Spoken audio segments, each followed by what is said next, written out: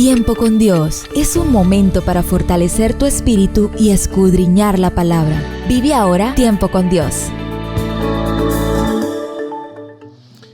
Bueno, mi amada gente linda de Tiempo con Dios, qué grato volverme a reunir con ustedes para glorificar ese nombre de nuestro Padre Celestial. Preparémonos, continuamos con nuestras historias, un poco molestas para algunos, sin duda, pero con mucha atención, porque tiene que ver con lo que nos está enseñando el Señor.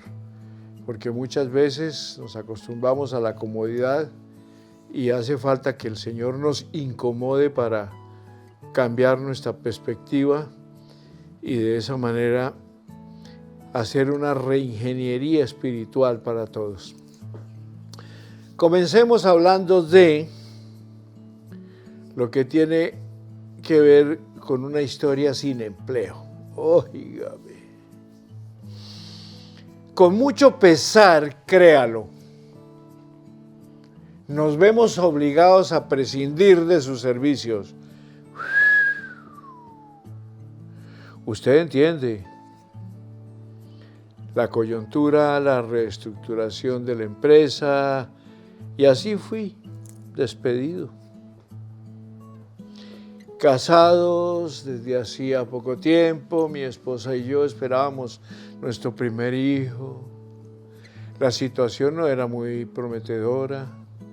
Pronto tuvieron lugar las solicitudes de empleo, el vaivén de los teléfonos y las respuestas siempre negativas. Con el correr de los días, diversos sentimientos me invadieron. Rebeldía, amargura, desaliento, impaciencia, desesperanza. Mi esposa y yo habíamos hallado en Jesucristo a nuestro Salvador personal. Teníamos pues una relación individual con Dios. El problema de la muerte y del más allá estaba resuelto para nosotros. Pero en nuestra situación, la pregunta surgía: ¿cómo salir de este apuro? La Biblia y sus promesas, la oración de otros espiritual resultaron preciosas, ¿cómo no? Luego Dios intervino. Me dirigió en mi búsqueda y nos dio la respuesta en el mismo momento en que ninguna otra oración estaba a la vista. Puedes seguir con mi profesión de dibujarme y hallar un empleo estable. Esta experiencia nos fue útil. Por medio de ella pudimos comprobar que Dios contesta las oraciones y que al entregarle la dirección de nuestras vidas podíamos confiar en Él para las necesidades de cada día. Perseverar en la oración velando en ella con acción de gracias, dice Colosenses capítulo 4, versículo 2, nos lleva a nosotros a ver respuestas positivas. Perseverar en la oración velando en ella con acción de gracias, eso es definitivo. Mateo capítulo 6, versículos 33 y 34 es claro cuando nos dice: mas buscad primeramente el reino de Dios y su justicia y todas estas cosas os serán añadidas. Todo eso es cierto. Así que no os afanéis por el día de mañana, porque el día de mañana traerá su afán, basta cada día su propio mal. Todo eso es muy cierto, ¿cómo no? Y ahí viene un pensamiento que es interesante que lo mediten ustedes como lo he meditado yo. Algunas personas dejan de buscar trabajo cuando encuentran un empleo. Bueno, mis amadas familias, amigos, hermanos en la fe, obreros del Señor, sigamos en este tercer día hablando de la barrera de la traición. Ya hemos tenido varias historias que a muchos han conmovido, sin duda. A mí me conmovió mucho todo lo que, mientras yo preparaba estos temas, me conmovieron muchísimo. Pero ahora vayamos al Nuevo Testamento y observemos a los discípulos y a los demás líderes del comienzo del cristianismo. Juan el Bautista, de quien Jesús dijo que entre los nacidos de mujeres no había mayor profeta que él, se encontró encadenado en el hediondo calabozo de Herodes. Allí una malvada mujer llamada Herodías hizo que le cortaran la cabeza como venganza debido a que él la había acusado de comportarse inmoralmente. No se nos dice en la Biblia que algún ángel visitó el calabozo de Juan para explicarle el significado de su persecución. Este gran hombre consagrado a Dios, que había sido escogido como el precursor del Señor Jesús, atravesó por experiencias que lo dejaron desconcertado, tal y como nos sucede a nosotros. Sin duda. Nos conforta el saber que cuando Juan estaba encarcelado reaccionó de una manera muy humana. Desde su calabozo le envió un mensaje secreto a Jesús en el que le preguntó: ¿eres tú aquel que había de venir o esperaremos a otro? ¿Ha sentido usted alguna vez el deseo de hacer esta pregunta? Usted sí es el Hijo de Dios, Señor Jesús. Santo Dios. Preste atención al martirio de Esteban, hijos de Dios que están en sintonía de tiempo con Dios, quien murió apedreado por proclamar el nombre de Cristo. Y al discípulo Jacobo, a quien se le dedica solo un versículo en el capítulo 12 de Hechos, donde dice: y el rey Herodes mató a espada a Jacobo, hermano de Juan. Ay, mis amados, la tradición dice que 10 de los 12 apóstoles fueron ejecutados, excluyendo a Judas, quien se suicidó, y a Juan, quien estaba en el exilio. También creemos que Pablo, quien fue perseguido, apedreado y azotado, más tarde murió decapitado en una cárcel romana. Note que es que todo lo tenemos que mirar con objetividad.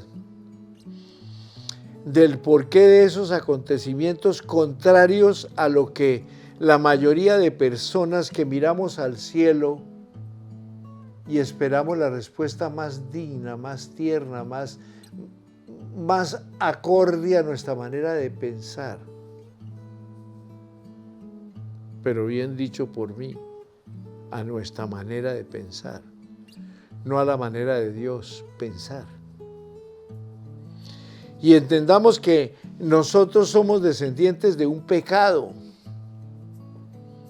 siendo hijos de Dios, óigame bien, por Jesucristo, pero sin embargo nuestra descendencia humana es descendencia de pecado. Por lo tanto, nosotros esperar a toda hora vivir en la gloria no cabe. Hay que ser un poquito como entendidos en la materia espiritual. ¿Por qué? Porque sin duda el pecado que trae muerte. Por lo tanto, nosotros quizás hemos pasado como todas las historias que hemos visto y los que acabamos de ver, que esto no es antiguo, esto es de ahora, el Nuevo Testamento, estamos en la última era de la humanidad, el tiempo de la gracia, lo más sagrado de la era de la humanidad. Y sin embargo, qué acontecimientos tan terribles para servidores del Señor. Sin embargo, hijos, debemos tener en cuenta que los propósitos de Dios son perfectos y eternos. Lo único que sí tenemos en este momento, los hijos de Dios, por lo que hizo Jesucristo, es una salvación eterna. Mientras permanezcamos en Cristo Jesús, estamos seguros de que en la eternidad vamos a vivir espectacularmente bien. Estás en Tiempo con Dios, tu mejor momento. Continuando con nuestro tema tortuoso y torturoso para muchos. En el capítulo 11 de Hebreos se relata acerca de algunos de los creyentes que sufrieron por el nombre de Cristo.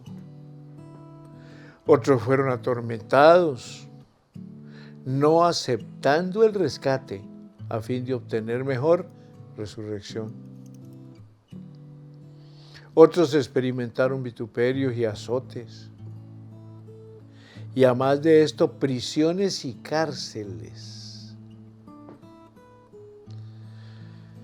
Fueron apedreados, aserrados, puestos a prueba, muertos a filo de espada. Anduvieron de acá para allá cubiertos de pieles, de ovejas y de cabras, pobres, angustiados, maltratados, de los cuales el mundo no era digno. Errando por los desiertos, por los montes, por las cuevas y por las cavernas de la tierra. Y todos estos, aunque alcanzaron buen testimonio mediante la fe, no recibieron lo prometido. Lea otra vez el último versículo. Fíjese en que estos santos vivieron con la esperanza de una promesa que no había sido cumplida cuando llegó el momento de sus muertes. Nunca recibieron ninguna explicación. Solo podían aferrarse de su fe para mantenerse firmes en el momento de su persecución. Un comentario de la Biblia de aplicación personal dice lo siguiente acerca de este capítulo. Estos versículos son un resumen de las vidas de otros grandes hombres y mujeres de la fe. Algunos experimentaron victorias excepcionales, incluso por encima de amenazas de muerte. Pero otros fueron brutalmente maltratados, torturados y hasta asesinados. Tener una fe firme en Dios nos garantiza una vida feliz y libre de problemas. Por el contrario, nuestra fe casi nos garantiza que habremos de sufrir alguna forma de abuso de parte del mundo. Mientras estemos en este mundo, hijos de Dios, que están en sintonía de tiempo con Dios, tal vez jamás comprenderemos el propósito de nuestro sufrimiento. Pero sabemos que Dios cumplirá las promesas que nos ha hecho. Esa es precisamente la verdad que debemos comprender. Es claro, por ejemplo, Yo tengo un versículo que para mí ha sido una parte bíblica que para mí ha sido muy definitiva. Yo fui una persona muy ambiciosa y mi prepotencia era llegar a ser un empresario a nivel nacional, mundial, en la industria gastronómica. Pero hoy en día que yo me encuentro con Hebreos capítulo 13, versículos 5 y 6, me lleno de una paz tan hermosa, hijo. Cuando el mismo Dios me dice, hijos, sean vuestras costumbres sin avaricia, contentos con lo que tenéis ahora, porque Él, el soberano Dios del universo, dijo, no te desampararé ni te dejaré. Esto es para ustedes y para mí, de manera que podemos decir confiadamente, el Señor es mi ayudador. No temeré lo que me pueda hacer el hombre. En este mundo, en este cuerpo mortal, nosotros podemos estar perseguidos, pero nunca destruidos. Lo he dicho muchas veces, somos seres espirituales que habitamos en un cuerpo. El cuerpo vuelve a su lugar de origen, la tierra. El espíritu va a Dios, que nos lo presta para que nos hablemos con Él. Pero el alma es inmortal. Ahí es donde deben estar sus principios de fe, de seguridad, de esperanza contra esperanza, en sus pensamientos, sentimientos, emociones y voluntad, porque es así, no, muere. Y mientras permanezcamos firmes en ese Dios que nos presta la vida y además que nos da permiso de servirle, tenemos que permanecer firmes hasta el último día de nuestra existencia. En ese orden del último comentario que hice, muy pocos de nosotros, me incluyo yo, somos llamados a entregar nuestras vidas como los creyentes del comienzo de la iglesia. Pero eso sí, existen algunos ejemplos de ello en estos tiempos modernos. Trate de explicar el siguiente ejemplo. El reverendo Bill Hybels relató una experiencia en su libro Demasiado ocupado para no orar. Yo quiero repetir ese título, me llama mucho la atención. Demasiado ocupado para no orar. O sea, eso no cabe. Que nos habla dramáticamente de esta verdad, mire. Hace un par de años, un miembro del grupo musical de mi iglesia y yo fuimos invitados por un líder cristiano llamado Jesús a ir a la parte sur de la India. Allí nos unimos a un equipo de personas procedentes de distintos lugares de los Estados Unidos. Nos dijeron que Dios nos usaría con el fin de alcanzar para Cristo a los musulmanes, a los hindúes y a otras personas que no tenían ninguna religión. Todos pensábamos que Dios nos había llamado con este propósito, pero ninguno de nosotros sabía qué era lo que podíamos esperar que sucediera. Cuando llegamos a Jesús, se reunió con nosotros y nos invitó a ir a su casa. Durante algunos días nos habló de su ministerio. El padre de Jesús, quien era un dinámico líder y orador, Había comenzado la misión en un área cuya población era mayormente hindú. Un día uno de los líderes hindúes vino a ver al padre de Jesús y le pidió que orara por él. Como tenía muchas ganas de orar con él, con la esperanza de que le guiaría a aceptar a Jesucristo, lo llevó con él a una habitación privada, se arrodilló junto con él, cerró los ojos y comenzó a orar. Mientras oraba, el hindú metió una mano debajo de su bata, sacó un cuchillo y le apuñaleó varias veces. ¿Cómo le parece? Al oír los gritos de su padre, Jesús corrió a ayudarle. Le sostuvo en sus brazos mientras que la sangre que brotaba de las heridas caía sobre el piso. 3 días después, su padre murió.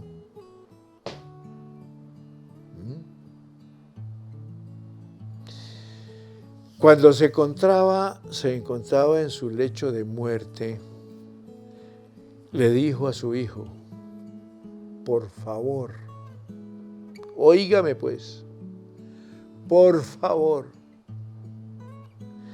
dile a ese hombre que le he perdonado. Cuida de tu madre y sigue adelante con el ministerio. Haz todo lo que sea necesario con el fin de ganar a las personas para Cristo. Impresionante. Ahora, si un caso como este y todos los que hemos visto en estos 3 días nos conmueve, ¿cómo no nos conmueve que un Padre como nuestro Padre Celestial haya tenido el valor de entregar a su unigénito Hijo Jesucristo por usted y por mí?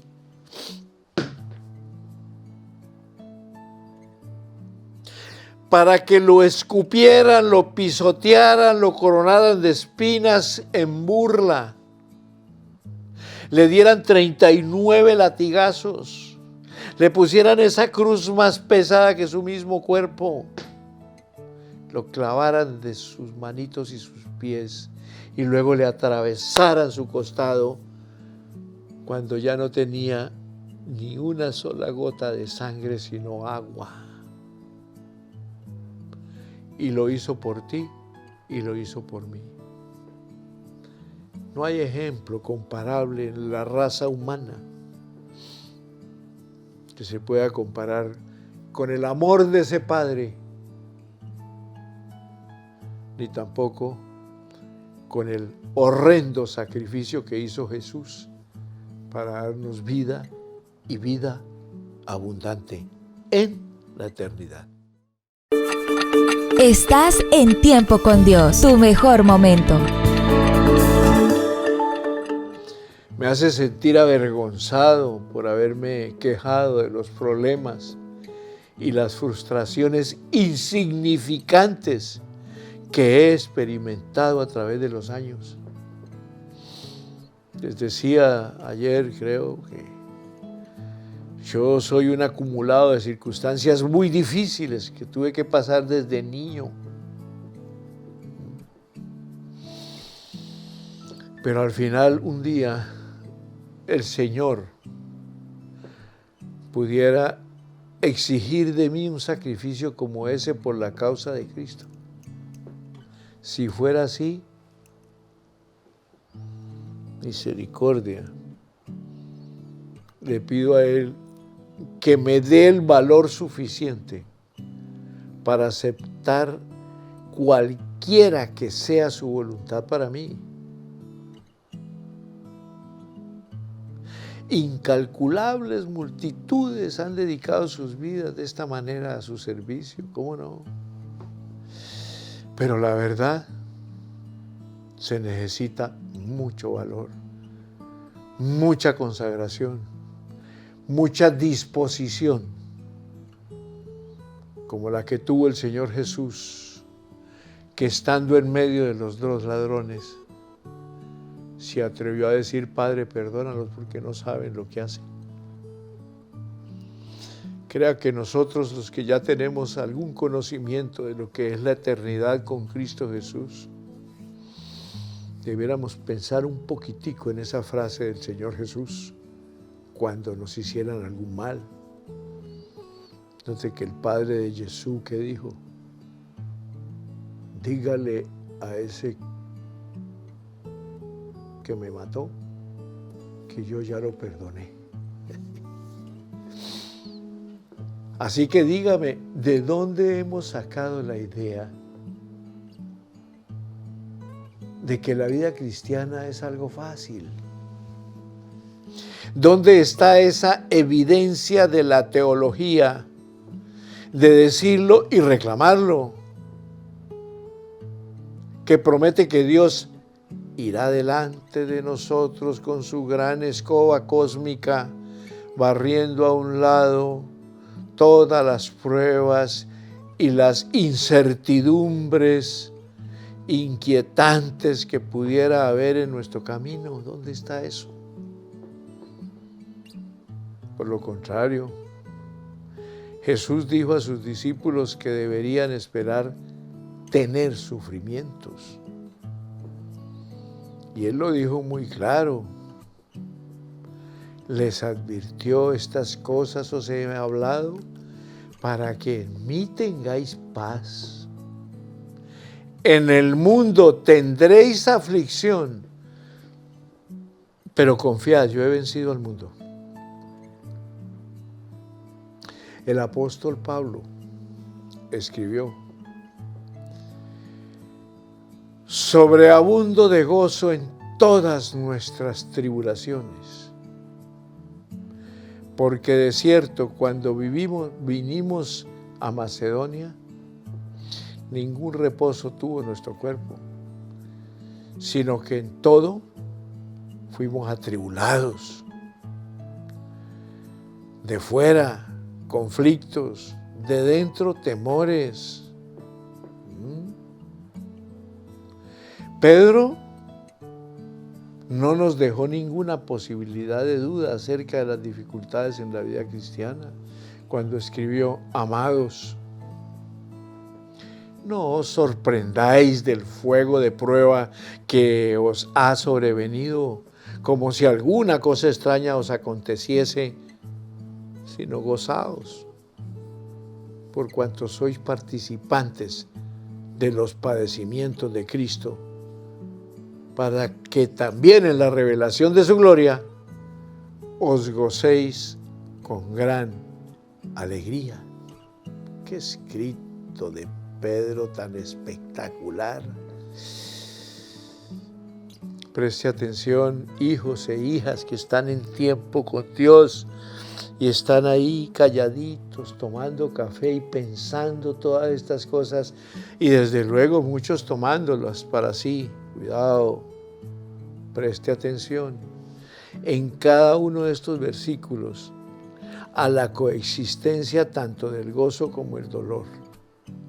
Esto es lo que los escritores bíblicos nos han dicho de manera muy clara, que podemos esperar, y sin embargo, parece que estamos decididos a escribir nuevamente la Biblia.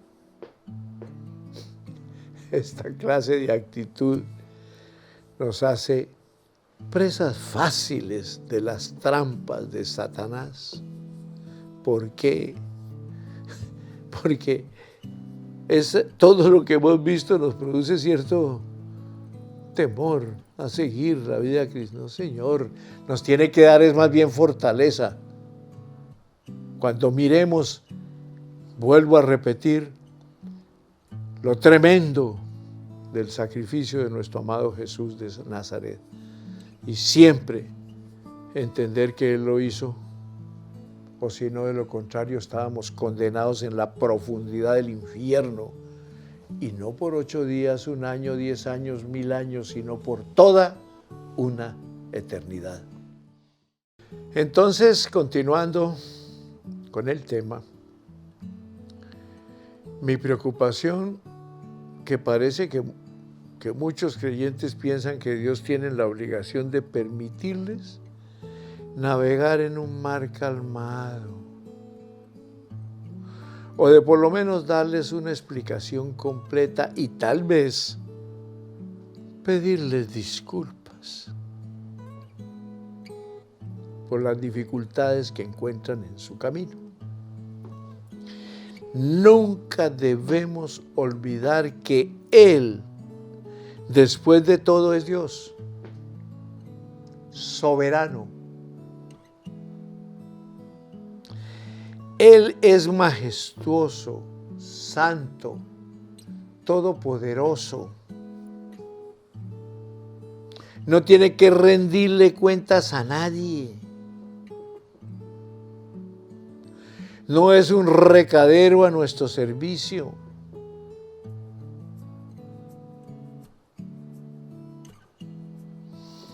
No es un genio que sale de una botella para satisfacer nuestros caprichos.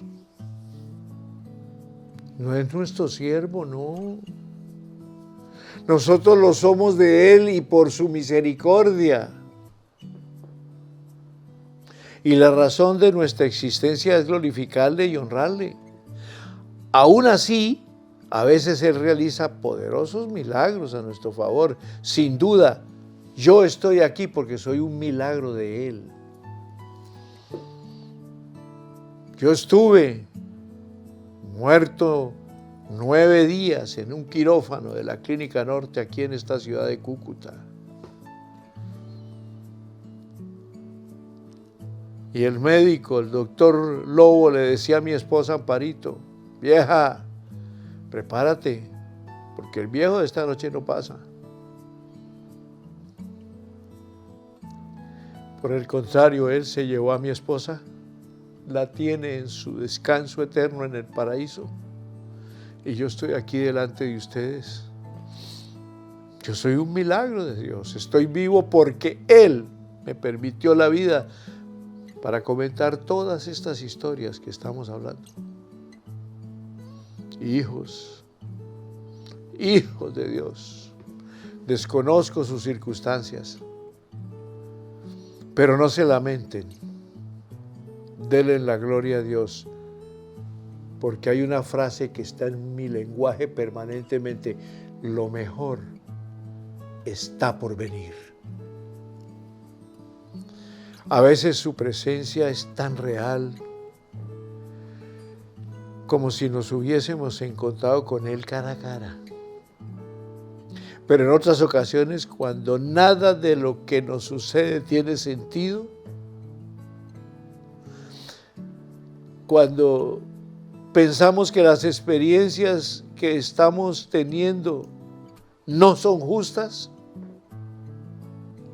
cuando nos sentimos totalmente solos en la sala de espera de Dios, Él simplemente nos dice: confía en mí. Y creo que es una frase que cierra cualquier concepto que podamos tener de Él. Confiar en Él. Muy rápidamente, yo tengo que comentar parte de eso que estoy hablando. ¿Por qué? Porque yo fui un dependiente de mi capacidad, de mi conocimiento y de muchas cosas que yo creía que tenía.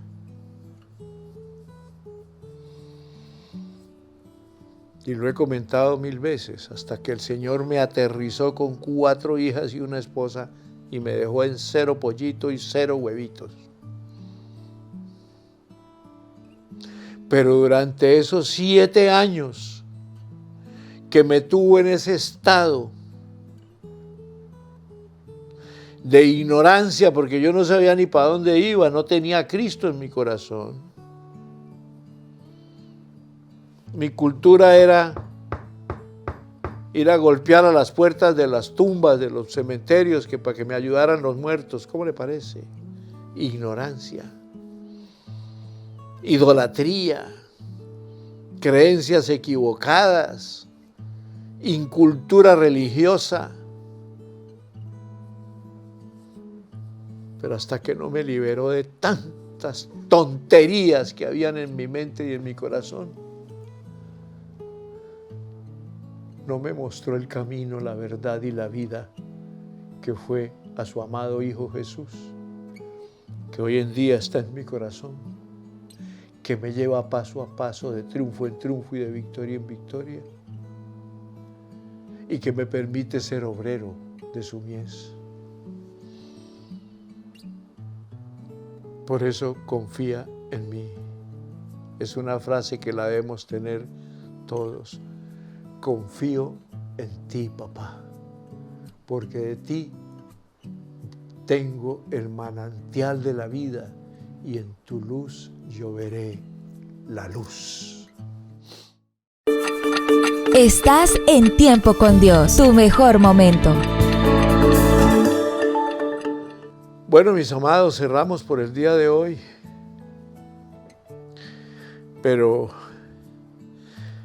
yo no sé qué tengo un sentir en mi corazón tratar estos temas, porque yo me siento en una bola de nieve de conocimiento de tragedias, de circunstancias difíciles, pero también me siento en una llenura del Espíritu Santo que estoy seguro que está llegando a multitudes que por razones religiosas no entendían a ese Dios tierno, amoroso y precioso y único, que el sinvergüenza del ladrón que roba, mata y destruye lo había avergonzado, tratando lo que él no existía.